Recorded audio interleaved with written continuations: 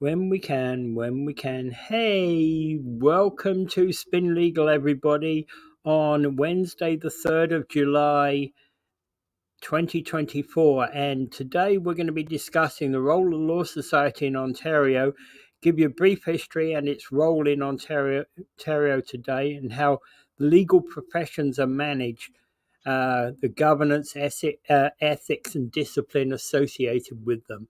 Very brief history, just so that you're aware of what's going on in the world. And one key factor to remember before we get to discuss anything is that if you need to contact us at Invictus Legal LLP, you can do so at 905-688-5598. Email Angela at weareinvictus.legal and me at peter@weareinvictus.legal. And our website is https weareinvictus.legal with those relevant slashes and things in them. You know what I mean. Mhm. Okay, so, and just to kind of, here go, letting everybody know, we've actually already got some comments out there. No, it's me commenting, so that everybody knows, right? It does have the Invictus logo beside it, so we know that you did this. Yeah. Yeah. Okay, so the history of the Law Society of Ontario. The Law Society of Upper Canada was created in 1797, before Canada came into existence, eh? Yeah, and only 10 years after the U.S. Here's an interesting fact, though. Hey, I'm a member of the Inner Temple in London, and in the middle of the 12th century, the military order of the Knights Templar built a round church by the Thames, which became known as the Temple Church. And 2 centuries later, when the military order of the Knights of Templar were abolished in October the 13th, 1312. Friday, October Right? 13th, Oh, God. 1312. Did they Which, have bad luck or something when they created that temple? which is the date, of course, that's the date when the Knights Templars were actually disbanded officially by the Pope, and 1312 is actually when the Temple Church, the Temple area, was actually then taken over by lawyers. And so as a member of the Inner Temple, the Inner Temple was created on or around 1312. There we go. On or around So the October temple got 13th. abandoned by the church and got taken over by lawyers. Yep. That's interesting. Interesting. And they formed two law societies, one of which is called Inner Temple, which I belong to, and the other which is called Middle Temple. Don't want to know those people. Don't want to know those people. And here in Ontario, we have the Law Society of Upper Canada, which was created before even Canada was born. Isn't Yeah. that interesting? Yeah. There were 10 lawyers who got together. And 10 okay, lawyers. But there, how many lawyers were there at that time? Probably about 30 or 40. I don't know. Okay? So 10 of them got together and said, okay, we need to decide how to regulate the lawyers and how everybody should behave so that they become lawyers and be under the same governance. So they had to talk about this. This was in Niagara on the Lake. Yep. And it was created on July 17th, 1797 at Wilson's Hotel in Newark, which of course is today called Niagara-on-the-Lake. Yep, and that anniversary is coming up. That anniversary is coming up. And as Angela just said, there were 10 lawyers. About 2/3 of all the lawyers in Upper Canada at the time gathered to read an act for the better regulating the practice of law and formed the Law Society of Upper Canada. Yep. And the Law Society of Upper Canada was called that all the way up until very recently, probably 2018 or 19 when they changed the name to the Law Society of Ontario. Yeah. And the Law Society of Ontario manages the governance of legal profession in Ontario. There we go. Yep. Okay, So that they manage two professions. One is the lawyers and one is the paralegals. And Okay? just to point out that we've got, Hi, guys, says Hi, Robert. guys. Hi, Hi. Robert. Hi, Robert. Yeah. Yeah. So, so basically, what happens is the Law Society, they approve courses. Okay? They approve law schools. They accredit them. They approve and they accredit colleges, community programs that will teach people paralegal skills. So they approve these things, and then people go through them and they pass. And they also set rules or standards for placements, as well as who can teach these courses. And at the end of the course, they all have exams, and then the Law Society has its own exams for both professions. A lawyer will write the barrister and solicitor exam, and the paralegal writes the paralegal exam. So you must pass those exams before you can become licensed. And even once you get licensed, then you have to get insurance, then you have to get pay off your dues, and the dues can be pricey for some people. Okay, which is another reason why legal fees are not cheap. Okay, and insurance can be pricey too, depending on what you're insured for, or if you have additional insurance, which a lot of Yeah. firms do. So this is very it's interesting because as we get regulated more and more, there's more and more things that we have to do. And the more and more things that we have to do, that adds to what we have to bill for in terms of overall. And we're trying to not do that, like to make it cost. Okay, so like I work most of the time just managing the finances and the policies within the firm and putting things forward as well as I know in terms of new cases, new clients, and Peter manages the flow of clients and the files that go to different associates.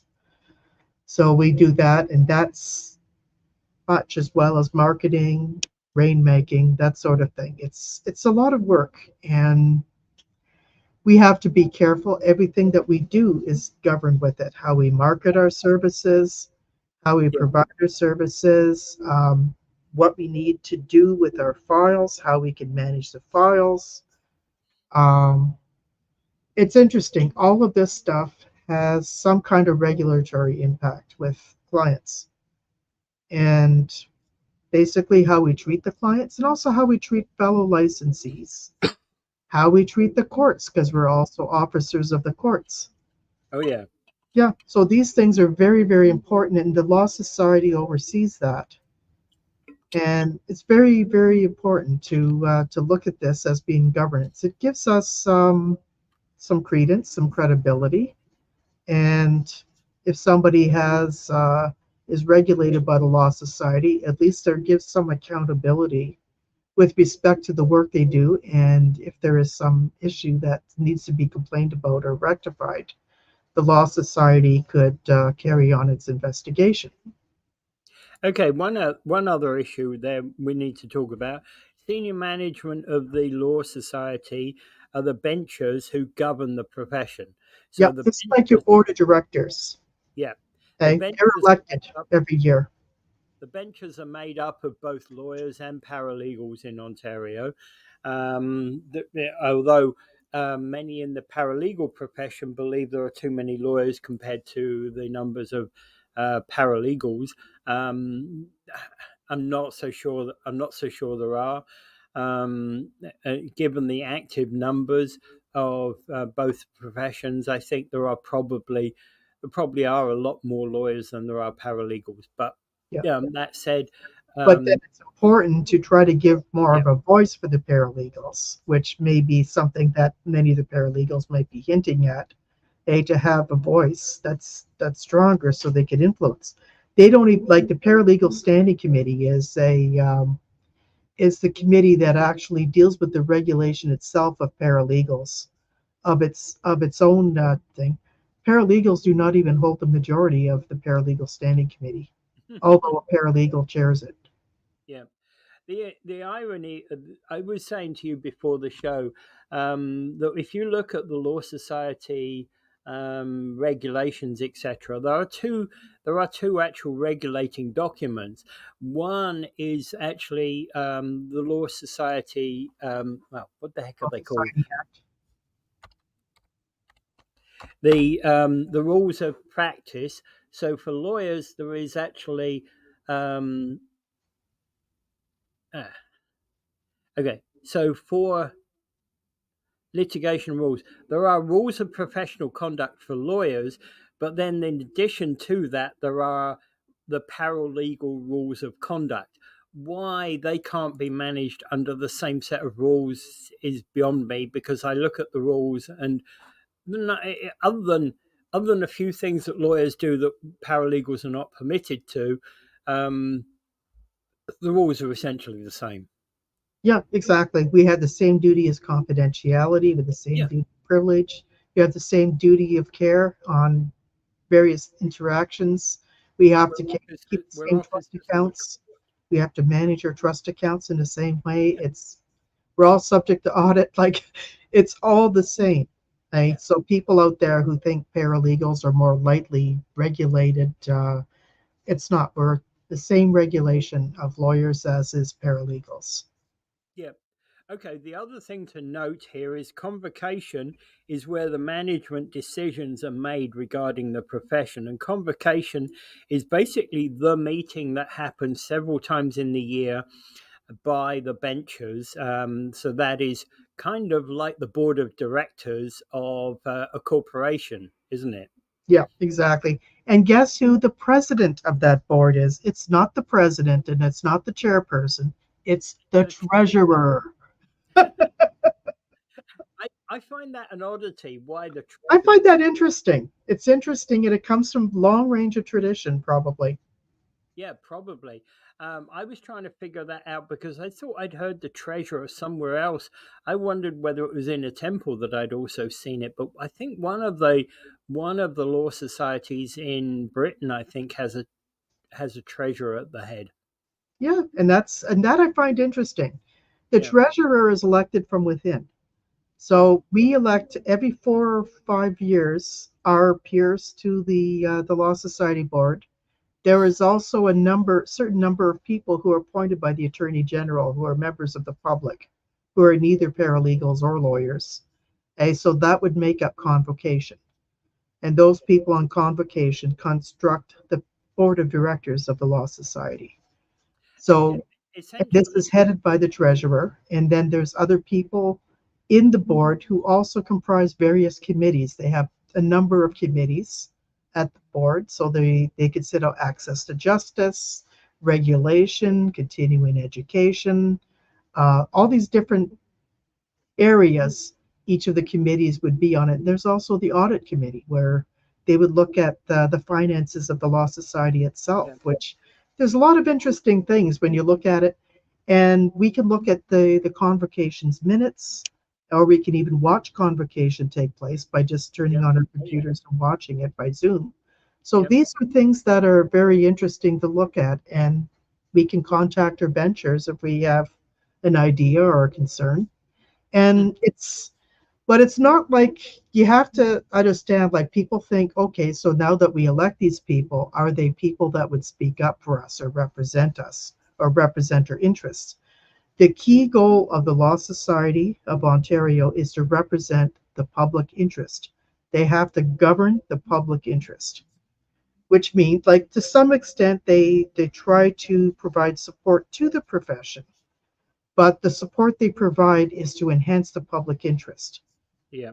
Okay? Like provide different programs like mental health, practice management, CPD programs, different things like that, which would improve people's practices so that they can better serve the public interest. Okay? Okay. The other thing about that, the LSO manages the legislation and the rules of professional conduct as Yeah, well. yeah.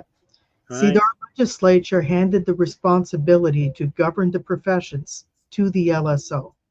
Okay? They wrote out in the legislation what it can do and what it can't do.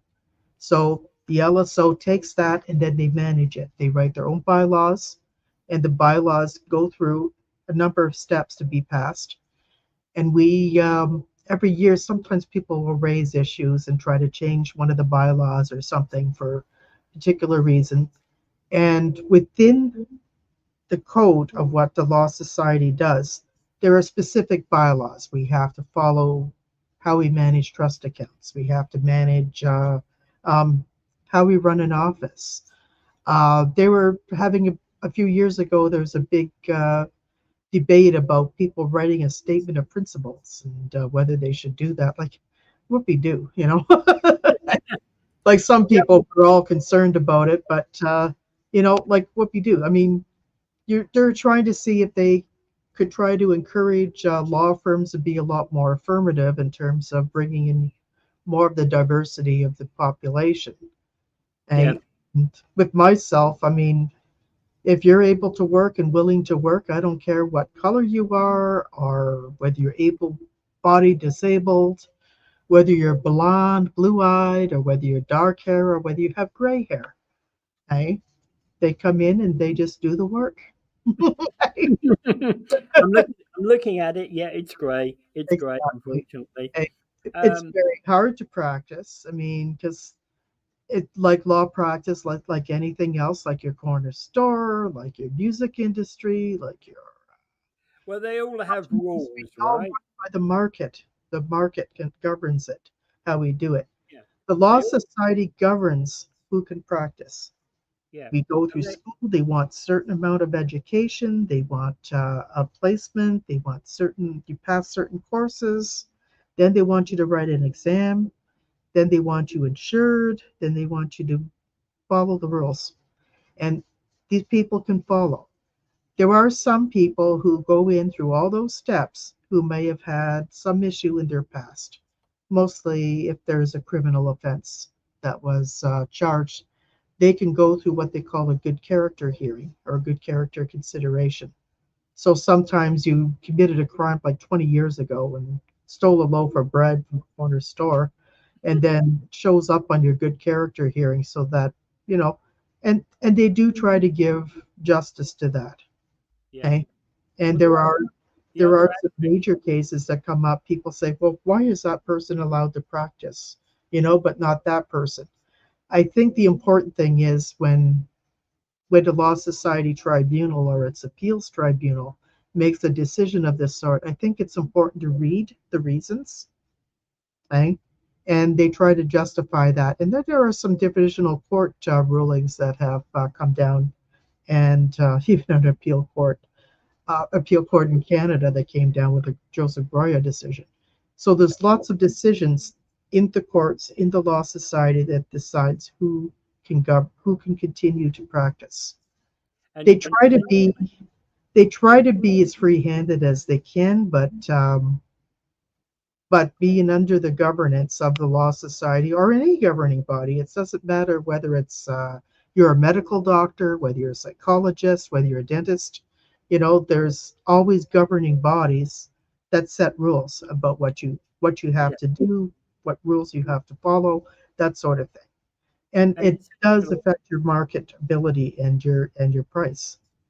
and essentially, we have in the Law Society Tribunal, which is set up to govern those naughty boys and girls who stepped out of bounds, and may need their knuckles wrapped a bit. No, but essentially, yes, there is that, and every profession has that, like the College of Nursing Yeah. and the medical uh, uh, Ontario Medical Health Association has that as professions, well. health professions All review professions, board, and yeah, and the same health like with professions. professional engineers as well. They have Yeah, boards that mm, allow who can be an engineer in yeah, Ontario. So yeah. those rules all have to be followed. So essentially, what are the ethics so let's look at what are the ethics are of the legal professions. And remember, here I said professions, I'm saying plural, and there's a reason for that, and that is because the Law Society has two professions in Ontario: paralegals and lawyers. And paralegals can deal with can represent people, for example, in small claims court up to 35,000. can represent in all the tribunals in Ontario um, and federal tribunals, and a whole load of other things as well. Yeah. We've talked about that in the past. Yeah, we talked about that earlier about what a paralegal is authorized to do, the kind of role they could perform for clients. And in terms of ethics, I mean, as we stated earlier, the code of conducts for the lawyers and for the paralegals are very similar, although the lawyer's code of conduct adds on to things like real estate transactions or family law transactions, which might tighten things up about different the types of relationships they can have with clients, such as in a family law context. In the paralegal profession, it identifies the different things that we have and how we relate to our clients and various things. Our role is to represent the client, to fight for the client on their behalf, to advocate to the extent possible for the client. There are some limits. For example, we can't lie for our client. We can't break the law on their behalf. We can't instruct the client how to break the law. Right? Yeah. A lot of things we can't do. So, but however, client comes to us, we take the client as they come, we advocate for them and in different forms. And it also has some ruling about what clients we can take, because if I'm representing Joe Blow and I got through a court case and I ended up whatever the outcome of that court case is, or settled or whatever, then later on Peter Smith comes along and says, I want to sue that Joe Blow. Even if it was 10 years ago, I can't take a case against Joe Blow. Yeah. Peter Smith can tell me I can do Sally Jones. I can do Sally Jones, but I cannot be going against Joe Blow. Yeah. So because of conflict of interest. There's other kinds of conflicts of interest we have to watch for too, such as representing family in some circumstances. Generally what happens, a family member would come in here and somebody else in the firm would take on the action and do the research for that person, because you don't want to get it. Like, say if you go to court on behalf of your brother or your mother or something, then you lose the case. You don't want to get your family member all mad at you. No, I can see that being like the picture of the mafioso in the corner kicking the person's head in, or Yeah. boot on face, kind of. Yeah. You did that to me. That is how you treat a member of the family. And friendship, certain types of relationships outside of that while they are a client, in some cases may be prohibited, particularly when there is a vulnerability identified, such as if your client is a disabled person, an older person, or has some other type of vulnerability, maybe a newcomer to Canada. So there's a lot of these different things we have to be very, very protective about. Yeah. So and as well as is not necessarily what you charge, because if you charge your fees, you have to be consistent and they have to be well within market. But the Law Society does not dictate our fees. They don't tell you you can only charge this much for this type of service. If they did that, they would be micromanaging everybody all over the province, which would be very difficult for them. They'd need 50,000 staff or something, wouldn't they? Yeah, exactly, because that's a very difficult thing to do. Yeah, because you'll end up with, hey, it's the Law Society and it's time for your daily inspection. Yep. Yep, you're charging $10 too much for this service. He's going to shave that off. Yeah, right.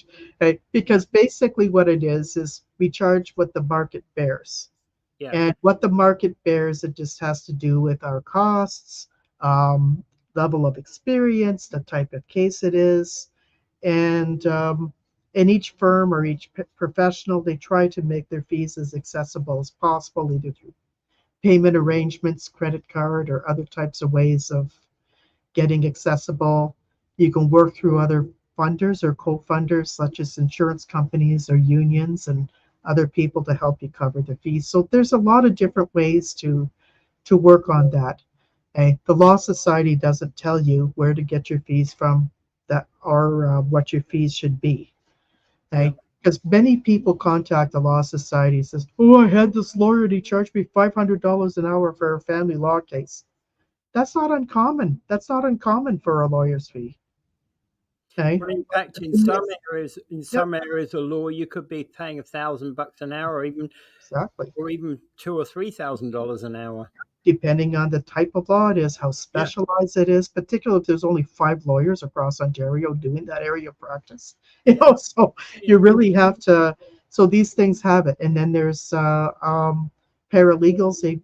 Paralegals, when they charge fees, they generally go with area of experience, like years of experience, the type of practice they have, if they kind of have done a certain area of law for a long period of time, uh, upholding their background, like have they got a lot of wins in this area? Do they have a good contact? I know a fellow who practices nothing but provincial offenses and summary criminal code offenses, and he does such a good job of this. He's does this all over Ontario, Yeah. and he's got a staff of people who do the same thing, and he trains people. And this is where he has an office in Welland, and he does very well. And many people, that's all they do. And then there's other paralegals like our firm. We take on a more general approach, and it's not door law. He's not taking it what comes through the door. Yeah. But we take in, like, say, for instance, the landlord tenant case comes in. One of my associates loves doing those, so we'll give that to that person. Or small claims, this person loves doing that sort of thing. Another one came in for enforcement of a small claims case today, so we hand it over to another associate. So this is like we try to work on that type of basis. And then there's other ones that we're working on to develop new areas of practice, because many paralegals don't work in things like such as professional discipline, such as municipal law, different things where paralegals are well permitted to practice in. So this is where Okay. sometimes, when we determine our fees, what they would be. And Well, at the end of the day, we try to produce as much as we can. We try to produce more than what your money's worth if we can. And but it's not always guaranteed. If I was able to guarantee the success of your case, I said I wouldn't be doing this. I would be living somewhere in Hollywood. the end of the day, though, just because, for example, you lose your case doesn't mean that your lawyer or paralegal committed misconduct. And that's an important thing to understand because, you go forward. You go forward when you come into a lawyer's or paralegal's office in the first instance. You're saying, "Hey, I got this great case for you." Right? Slam dunk. Slam dunk, yeah. Usually the slam dunk, the only slam dunk I've ever seen is hey when Michael Jordan whacks it in the net. That's the only slam dunk I think that's guaranteed, right? Yep, And hey, Michael Jordan's grown older, got old now, right? So yep, he's no longer doing those slam dunks. But there's no such thing as a slam dunk, and so at the end of the day, every case has problems in it. yep. There was one I saw. I basically okay. So when the defense put up the defense to one of my claims, the basically I thought, okay, there's a great big hole in my case here because of what the defendant said. So when I went to trial, basically it was like, okay, I'm aware of that hole. Let's cover the hole before the defense attacks my person on it. And Right? we have to bring that forward because Yeah. that's how it best presents itself. So they cannot attack it as much as they could. They can't pull a Perry Mason and say, surprise. Yeah. There's no such thing as a Perry Mason and surprise. It doesn't happen. You can't, because in civil Yeah. court, everything has to be disclosed. Yeah. Okay. So moving on, what does the Law Society regulate? The Law Society regulates conduct, professionalism, and competence. So if somebody is taking a case, but say, for instance, if you got a real estate lawyer who's done real estate transaction, who's made a written your family's wills, that type of thing. And then suddenly your son gets charged with murder, with first degree murder. And then he decides, oh, I'm going to go in and I'm going to defend you on that. That may not necessarily be a good idea because the lawyers know that maybe a criminal attorney is probably the best. So he has a buddy he went to law school with who only handles criminal cases. So send him over there. Yeah, Right? Same as paralegals. There are some paralegals who do things that I'm not going to touch. I'll send it over to them because they love doing those types of things. Exactly. There's Malcolm. He does murder. He's been getting away with murder for years. I'll send you to Malcolm. He'll help you, right? Yeah, No, exactly. no, honestly, I don't know a Malcolm. I don't know. And that's called competence. Yes. Right? And sometimes there's a situation where you want to try a new area of practice, and then people kind of work with another person who does practice in that area to learn more about it. And they read up on it, take CPD courses on it, and they develop that kind of area of competence. And then they start taking cases with somebody or co-chairing with them until they're able to start doing some of these cases on their own. But practicing that sort of thing, Law Society wants to make sure that if someone says, okay, I'm going to take this case and I'm going to handle this, okay, and that makes it very competent. Like, for example, I've done CPP cases, ODSP cases, long-term disability cases. I have a very, very high win rate. Okay, so people can come to me. I could probably look through the file and I could tell exactly whether they got a good chance or not, and if there's a way that I could improve the person's chance of winning the case. Yep. So that's one area that I would say I'm very competent in. But if somebody went to Peter and said, oh, can you handle my ODSP case for me? Peter hasn't handled an ODSP case. That's for Angela, please. Yeah. But if he wants to learn one, he could probably sit with me on a few cases and then maybe work on a couple of them. And it's but not, it's what we call building skills. Yeah, and it's not about I'm happy and competent with the things that I'm working on. And I'm not disrespecting anybody who has an ODSP claim or anything. And basically I would, and hey, I talk to them regularly, and almost every month I talk to somebody who's got ODSP claim, and I listen to what they have to say, and I'm saying, yes, the first thing I'm going to do is book you a meeting with Angela. Right. So you come into the office, you're going to see Angela, you're going to see that lady there. Exactly. And, things that some of them are more complicated. The general eligibility cases are pretty good, but there's other cases in ODSP. Sometimes you're challenging an overpayment. Sometimes you're challenging a reassessment. Maybe you've been given 5 years until you get a medical review, and then they tell you you're not disabled anymore. You're challenging that reassessment. So there's a number of things that come under ODSP or CPP legislation. Maybe you worked and they're trying to say that now you're qualified to get off CPP. So there's a number of things that could happen. I have a very good track record with each of these things, but other people, may not. And then Peter has municipal law by the hand. Things like building codes, fire regulations, fire codes. That's where I can help you. Yeah. So he's got that by handle. And there's a POA person, provincial offenses. I've done those too. And there's a provincial offenses person in this office who does very well too. And others who do landlord-tenant cases, which we work on. So this is where we talk about competence. The other area where they govern is professionalism.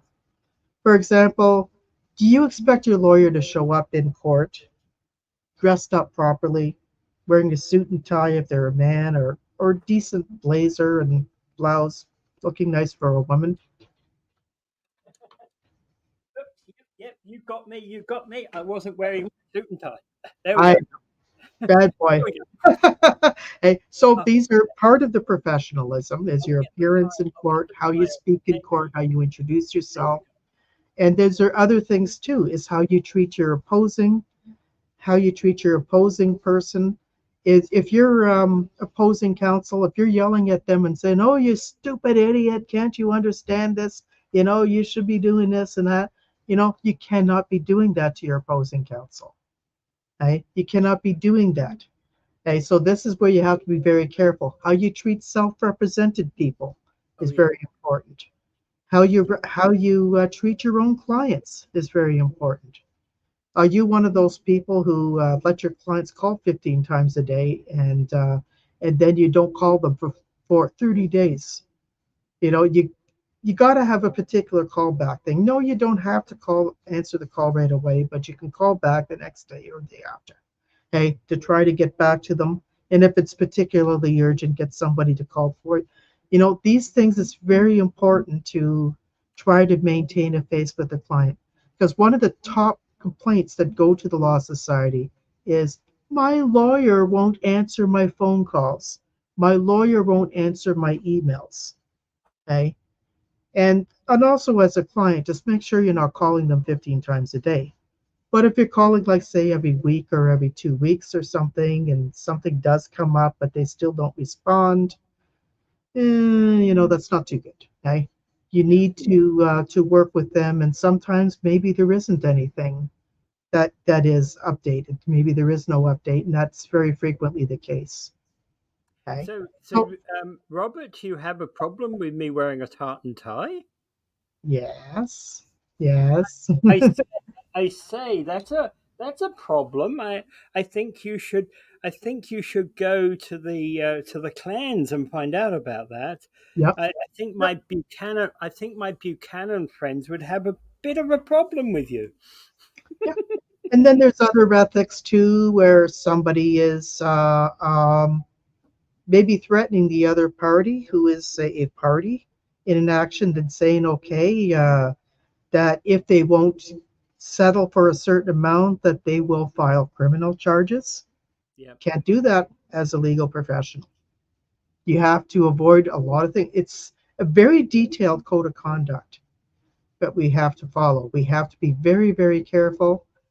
In other words, it talks about honesty, transparency, and how you have to be forward with the issues that you're raising with either the other side or with your own client. Confidentiality is highly important. Privilege. Okay. People always think, well, I'll just work from home and you can't even tell your spouse about your cases. And you can't even have your files out where somebody else in your household can look at them. It has to be absolutely confidential. Yeah, I sometimes go back and say, yeah, I had a kind of a rough day at court. You know, adjudicator was a little rough and had Okay. went kind of longish, but you don't get into details about the person, the Yeah. case, whatever. You have to be really, really, really careful, okay? Because people have a right to privacy.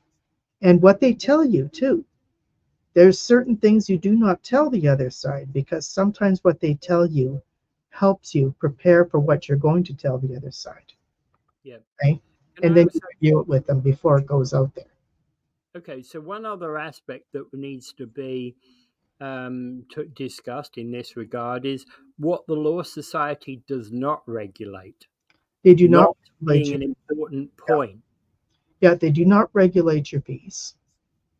They do not regulate well, to some extent, they do not regulate the name of your organization unless you're looking under a professional corporation, because your professional corporation has some can do and can't do's about it that the Law Society has to prove before you can incorporate. There are some other rules in terms of firms that they have, but in terms of who gets to be managing partner or how you structure yourself, they're not too concerned about that sort of thing. But there are things you want to have certain policies in place, that sort of thing. Yeah, You know, and the point about how you manage your firm, for example, it might well be the rule in one firm that a managing partner is there for life, and in another firm it might well be there's a rotating managing partner, and the post is held for a 2-year term.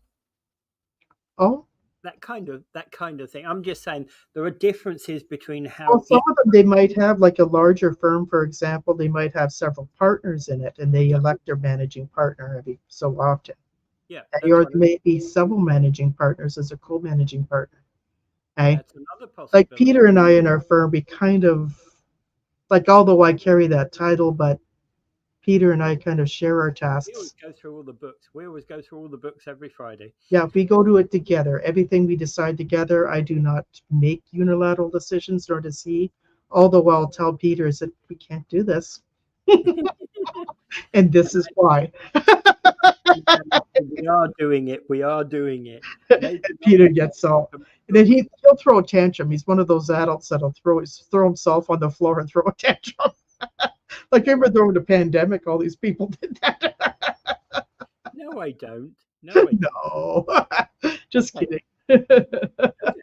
So one further aspect about the Law Society that we haven't um, talked about is an important one, and it's the Law Society Referral Service. Basically, if you've got a problem, you look up Law Society Referral Service. You've got a legal issue, talk to them. They can find somebody who can help you with your legal issue. Yeah, And once you go with go through your to area. that lawyer or paralegal, then you'll get 30 minutes of free consultation. And what that basically will mean is that lawyer or paralegal will listen to your problem for about 10 to 15 minutes, will tell you about how they can help you, what the fee structure is for 10, 15 minutes, and maybe talk about how their retainer is for another 10 minutes or Yeah, so. and the possibilities, that could be What the approached, or options are. whether we even have a Yeah, case. Right? yeah, And some exactly. people have where I've had consultations with, where I've looked at that and I've talked to them about it, and I went through the whole case with them. And after I've asked a few questions, and then I figured out that they don't really have a case and there would be no point proceeding forward. Yeah, And I would tell them they're very thankful for me because they were really bound and determined to go forward with some matter, right? yeah. And the thing is, save them a lot of trouble and Well, heartache we and had money. one. We had one last week, where they came in over an insurance question. The insurance company had offered them an amount for a car which had been destroyed, and they were convinced it was worth a lot more. At the end of the day, we told them to go get some quotes on certain things, and it turned out the law society, the insurance company may have been on the low side, but probably they were within 3 to 5 thousand of the actual true value of the car anyway. So it wasn't worth them hiring us to give them legal advice to fight the insurance company. Yeah, Um, there's because processes for that about that. Like sometimes you'll go through arbitration for that. If you go through the arbitration and through an ombudsman, yeah, hey, but I think that client went away knowing more about the process and what they could do next.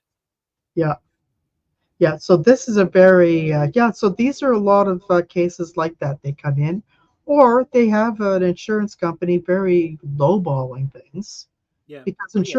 insurance companies like to lowball things. That's how they save money.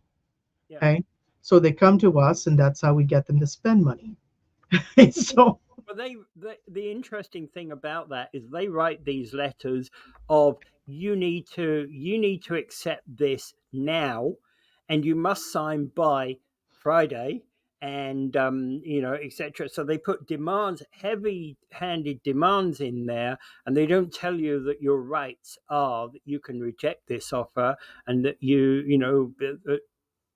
sometimes you're better off rejecting the offer, because typically what will happen is they'll say that you had a flood or something, and you lost an estimated $25,000 worth of goods in your basement with the flood, And in fact, actually, you're probably going, wow, that 25,000 was actually probably an underestimate, realistically, Mhm. because I don't know what the White Album by the Beatles would really fetch at a at an auction, and it was a first edition, and that's gone, that type of thing, and again, so at the end of the day, you might well be best off rejecting that first offer of the insurance company, but knowing how to go about it is the important thing. Yeah, there's different ways to process a claim and to work on a claim and to challenge a claim, which Yeah, we've done too, and I've yeah, done that. Sometimes we end up having to sue the insurance company for certain damages to try to get them to and, understand yeah, that the very that the often. claim is actually worth more than what they are intending. Well, And we've been and in fact, successful in many cases. Like there was one case where there was the city insurance and the person's own insurance were both involved. And I represented the client against both. Okay. Like the city was passing it off to his home insurance, and his home insurance is passing it off to the city. Okay. So I had to put a stop to it by suing both. So I mean, what are you gonna do? Hey? yeah, Like that's the only way you're gonna get them to talk and then get okay, them each to come up and deliver something. So I ended up getting a suitable settlement for the individual, to replace all his mostly valuable things such as electronics, data backup, other things that he had to pay for, to replace. So these things are very things like that. The other service the law societies do in order to help its members in the public interest is a mental health service they have where you can get counseling at any level, either a support group counseling or one to one. coaching, They tend to be short term, which is not necessarily always the best for each person, but they do help. And they also have group therapy and peer support. And there's some groups for addictions, and then there's some online courses for self help. And then there's, in addition to mental health, there's also financial supports where people want to, they're financially struggling, they're going through divorce, that sort of thing about how to keep themselves above water while they're going through that. There's a number of things that are available to members of the Law Society that could be tapped into, as well as practice management. I can call practice management and say, like, say if you have a client who's presenting a really unique or difficult challenge, you can talk to practice management and somebody would give you some advice on how to approach that situation. Okay? And then you take notes and they also keep track of that too, that you call practice management. I've had to do it a few times, but most of it was just to do with setup of the business and the structuring of the firm and things like that. And they were very helpful. Okay? yeah, And like when we do an LLP, they don't care what your LLP is called as long as it's not just the provincial law, that you have around businesses and limited partnerships. yeah, But in professional corporations, they do govern your name. Like you can't go, we guarantee we win or it's free professional corporation. You can't do that. And you can't market yourself in a way that would imply that you can guarantee results. yeah. Okay. Okay. And there's a lot of information here, and if you obviously want to find out more, then I would suggest you probably go to the Law Society, lso.ca, Yep. uh, for further information. And there's a heck of a lot out there. And if you have a question, hey, call us. Yeah, Uh, just call us. And then if you feel that somebody might be guilty of misconduct, that you're not sure whether this is a law society thing or something that should go to the courts. For example, fees could be challenged through what they call the taxation or assessment office at the courthouse. And the other thing too is if somebody committing negligence, professional negligence does not go to the law society either. That is sued through the courts. So if somebody did something negligent and they forgot something that was very serious, then the court would take this on, and that person would have to go through their insurance, and the insurance company would arrange to have representation for the respective professional that's involved. So these things are interesting. So, and also if you are a professional, are a paralegal or a lawyer, um, and you're being subject to a complaint by somebody and you don't know how to respond, or somebody's starting to investigating you because of something you may have done, or and you feel that and you're not sure how to handle that, that's another thing you can call us about, because both Peter and I are working on professional disciplinary practice. Yep. And okay, so if you need to contact Invictus Legal LLP, you can call us on 905 688 5598. Email Angela at weareinvictus.legal, or me at Peter at weareinvictus.legal. And go check out our website, which is https://weareinvictus.legal. There you go. Yeah. And there is a link already in the comments beneath, both on Facebook and on YouTube. So happy to help you. And there's also therefore the magic last thing that Angela always wants to talk about in respect of any show that we produce. This is like our waiver, okay? What you've heard on Spin Legal is not legal advice, or any of our earlier episodes. Anything we say on this program is not legal advice, and it's not to be construed as the same. But if you do need legal advice that applies specifically to you, then contact a paralegal or a lawyer, and then they can talk to you specifically about your situation. All right. And I can't say we haven't planned what next week's subject will be, but I'd love to be talking to some lawyers or paralegals in the near future. If Um, somebody has an idea of what they would like to hear from us about, what you'd like us to talk about, please put it in the comment section or send us an email, and then you can ask us to do a show on some particular issue. We'd be happy to help you with that. yeah. All right. And I think that's where we'll kind of leave it here. And thank everybody for being with us. So have a great evening, everybody. Yep. Take care.